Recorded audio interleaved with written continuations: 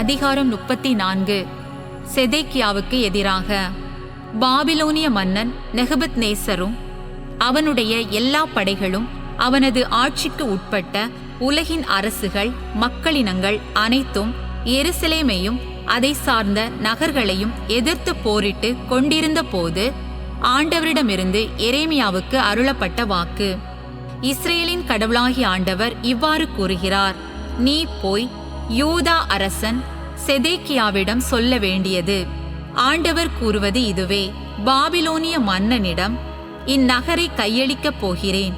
அவன் அதை தீக்கிரையாக்குவான். நீ அவனுடைய கைக்கு தப்ப மாட்டாய். மாறாக திண்ணமாய் பிடிபட்டு அவன் கையில் ஒப்படைக்கப்படுவாய். பாபிலோனிய மன்னனை நீ முகத்துக்கு முகம் பார்ப்பாய். அவனோடு நேருக்கு நேர் பேசுவாய்.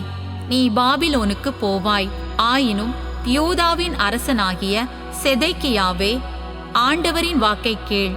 உன்னை பற்றி ஆண்டவர் கூறுவது இதுவே: நீ வாளால் மடிய மாட்டாய், ஆனால் அமைதியாகவே சாவாய். உனக்கு முன் வாழ்ந்த பண்டைய அரசர்களான உன் மூதாதையரின் நினைவாக மக்கள் நறுமணப் பொருட்களை எரித்தது போன்று உன் நினைவாகவும் எரிப்பார்கள். ஐயோ தலைவரே என சொல்லி உன் பொருட்டு புலம்புவார்கள் என உறுதியாக உனக்கு கூறுகிறேன் என்கிறார் ஆண்டவர். பின்னர் இறைவாக்கினர் எரேமியா எருசலேமில் யூதா அரசன் செதேக்கியாவிடம் இவற்றையெல்லாம் கூறினார். அப்பொழுது எருசலேமுக்கு எதிராகவும் யூதாவின் அரண்சூழ் நகர்களுள் எஞ்சியிருந்த இலாகீசு, அசேக்கா ஆகியவற்றிற்கு எதிராகவும் பாபிலோனிய மன்னனின் படை போரிட்டு கொண்டிருந்தது. விடுதலை பெற்ற அடிமைகள்.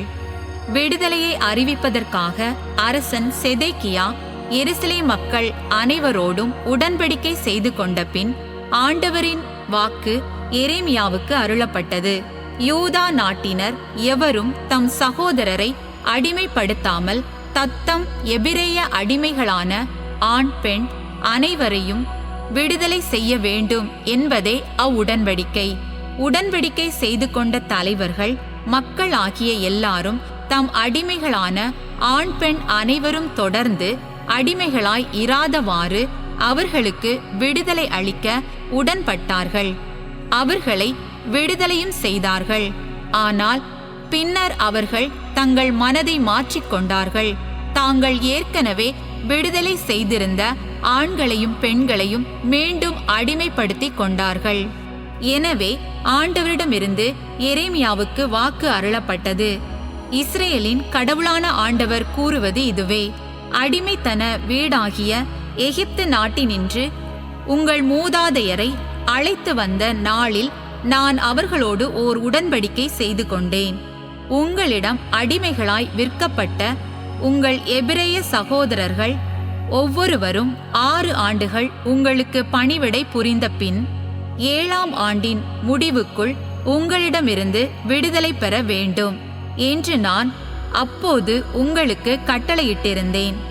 உங்கள் மூதாதையரோ எனக்கு கீழ்ப்படியவில்லை, செவி சாய்க்கவும் இல்லை. ஆனால் நீங்கள் சற்று முன்பு மனம் வருந்தி ஒவ்வொருவரும் தம் சகோதரருக்கு விடுதலை கொடுத்ததன் மூலம் என் முன்னிலையில் நேர்மையாக நடந்து கொண்டீர்கள். என் பெயர் விளங்கும் இல்லத்தில் என் திருமுன் நீங்கள் உடன்படிக்கை செய்து கொண்டீர்கள். ஆனால் உங்கள் மனதை நீங்கள் மீண்டும் மாற்றிக்கொண்டீர்கள். என் பெயருக்கு களங்கம் வருவித்தீர்கள். தங்கள் விருப்பம் போல் செல்லும்படி நீங்கள் ஒவ்வொருவரும் விடுதலை செய்திருந்த ஆண்களையும் பெண்களையும் மீண்டும் அடிமைப்படுத்தி கொண்டீர்கள். எனவே ஆண்டவர் இவ்வாறு கூறுகிறார்: நீங்கள் எனக்கு செவி சாய்க்கவில்லை. உங்கள் சகோதரருக்கும் அடுத்திருப்போருக்கும் விடுதலை அறிவிக்கவும் இல்லை. ஆகவே வாள், கொள்ளை நோய், பஞ்சம் ஆகியவற்றால் அழிவதற்கான விடுதலையை நான் உங்களுக்கு வழங்குவேன் என்கிறார் ஆண்டவர். உலக அரசுகள் அனைத்துக்கும் திகிலூட்டும் சின்னமாய் உங்களை மாற்றுவேன். இளங்காளையின் துண்டங்களுக்கு நடுவே கடந்து போன யூதாவின் தலைவர்கள், எருசலேமின் தலைவர்கள், அரசவையோர், குருக்கள், நாட்டு மக்கள் அனைவரும் என் திருமுன் செய்து கொண்ட உடன்படிக்கையை மீறி அதன் உடன்பாடுகளை நிறைவேற்ற தவறினார்கள். எனவே அவர்களை நான் 2 துண்டங்களாக அவர்கள் வெட்டி அத்துண்டங்களிடையே கடந்து செல்வதற்காக பயன்படுத்திய இளங்காளையைப் போல் ஆக்குவேன்.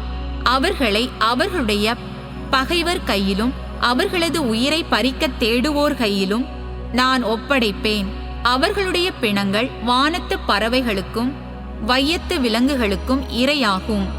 யூதா அரசன் செதேக்கியாவையும் நாட்டு தலைவர்களையும் அவர்களுடைய பகைவர் கையிலும் அவர்களது உயிரை பறிக்க தேடுவோர் கையிலும் உங்களிடமிருந்து பின்வாங்கி நிற்கும் பாபிலோனிய மன்னனது படையின் கையிலும் ஒப்படைப்பேன்.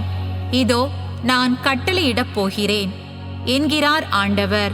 நான் அவர்களை இந்நகருக்கு திரும்ப அழைத்து வருவேன். அவர்கள் அதை தாக்கி கைப்பற்றி தீக்கிரையாக்குவார்கள். யூதாவின் நகர்கள் குடியிருப்பாரற்று பாழாய் போகும்படி செய்வேன்.